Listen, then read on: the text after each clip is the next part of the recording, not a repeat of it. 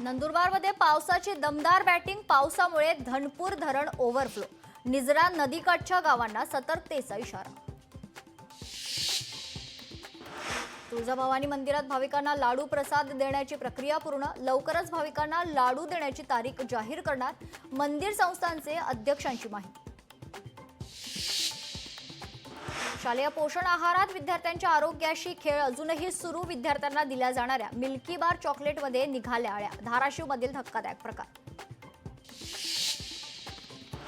छत्रपती संभाजीनगरमधील बालगृहाबाबत खंडपीठाची नाराजी, अनधिकृत बालगृहात 80 मुली ठेवल्यानं नाराजी, मुंबई हायकोर्टाच्या औरंगाबाद खंडपीठाकडून नाराजी व्यक्त.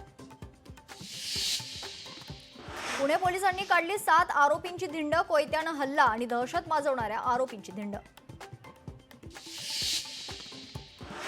सायन पनवेल मार्गावर भीषण अपघात, भरधाव कारची 3 ते 4 दुचाकींना धडक, अपघातात एकाचा मृत्यू तर 1 जण गंभीर जखमी.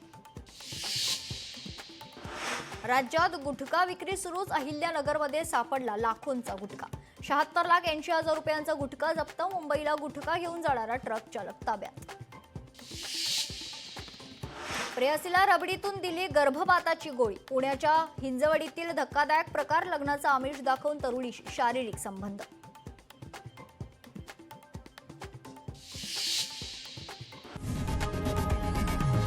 लोकशाही मराठी ऐका, पहा, जागरूक रहा.